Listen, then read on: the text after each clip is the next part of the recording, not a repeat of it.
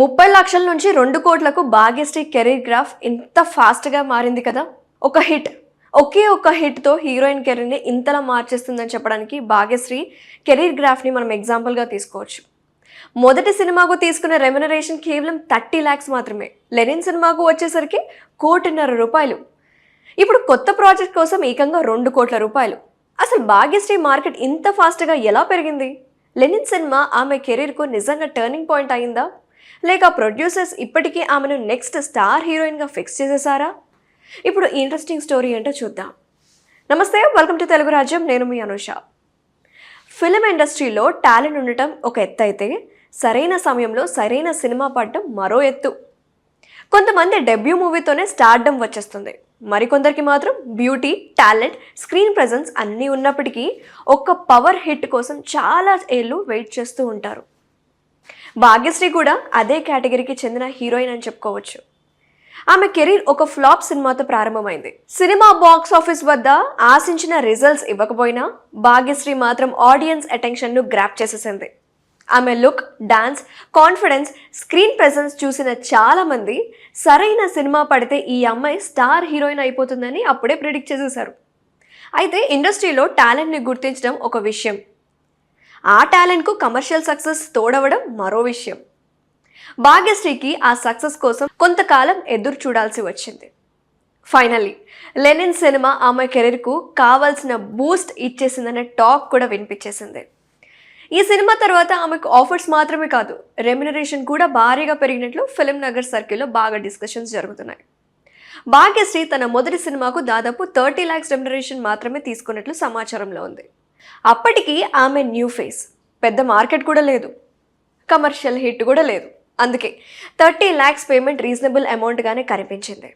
కానీ Lenin cinema దగ్గరకు వచ్చేసరికి కంప్లీట్గా సిచ్యువేషన్ అనేది చేంజ్ అయిపోయింది. ఈ సినిమాకు ఆమెకు దాదాపు 1.5 కోట్ల రెమ్యునరేషన్ ఇచ్చినట్లు తెలుస్తుంది. అంటే ఫస్ట్ మూవీ నుంచి చూస్తే ఆమె శాలరీ దాదాపు 5 రెట్లు ఎక్కువ అన్నమాట.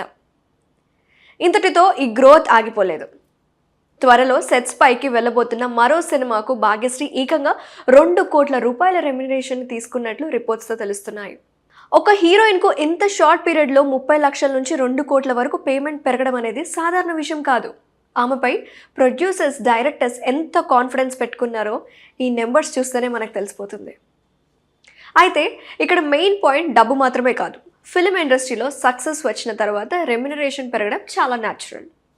అలాగే ఆడియన్స్ రికగ్నైజేషన్ కూడా పెరుగుతుంది, సోషల్ మీడియా ఫాలోయింగ్ పెరుగుతుంది, బ్రాండ్ వాల్యూ పెరుగుతుంది, సినిమా ప్రమోషన్స్తో హీరోయిన్కి ఎక్కువ ఇంపార్టెన్స్ అనేది వస్తుంది.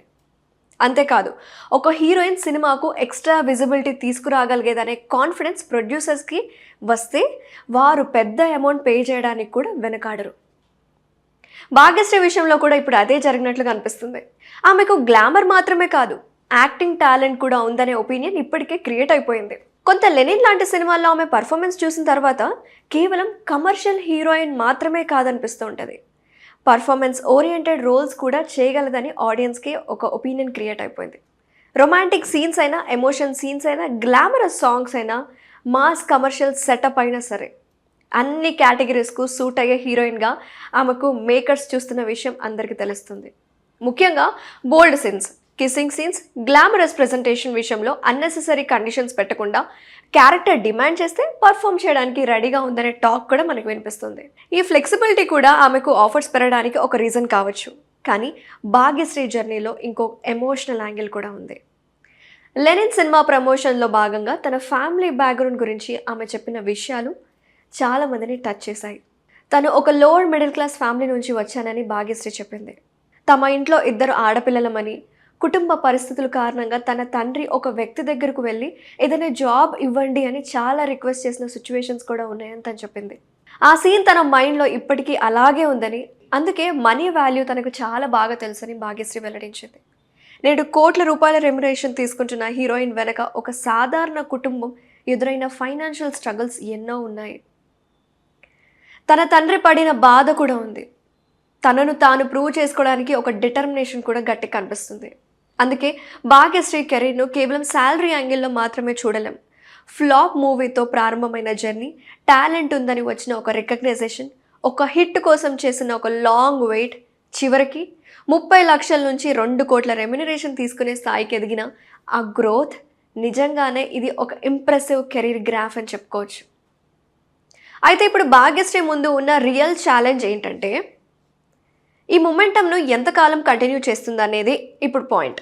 ఎందుకంటే ఇండస్ట్రీలో ఒక్క హిట్ రెమ్యునరేషన్ను పెంచేస్తుంది, కానీ బ్యాక్ టు బ్యాక్ హిట్స్ పడితే మాత్రమే స్టార్ స్టేటస్ను మనం మెయింటైన్ చేయగలం. ఒక హీరోయిన్కు క్రేజ్ రావడం ఈజీ కావచ్చు, కానీ ఆ క్రేజ్ను సస్టైన్ చేయడం మాత్రం చాలా డిఫికల్ట్. భాగ్యశ్రీకి మరో స్ట్రాంగ్ హిట్ పడితే మాత్రం ఆమె రెమ్యునరేషన్ 2 కోట్ల దగ్గర ఆగే ఛాన్స్ కనిపించడం లేనేలేదు. 3 కోట్లు 4 కోట్లు డిమాండ్ చేసే లెవెల్కు వెళ్ళినా సరే మనం షాక్ అవ్వాల్సిందే. అంతేకాదు టాలీవుడ్లో టాప్ లీగ్ హీరోయిన్స్ లిస్ట్లోకి ఎంటర్ అయ్యే అవకాశాలు కూడా ఆమెకి చాలా ఉన్నాయి.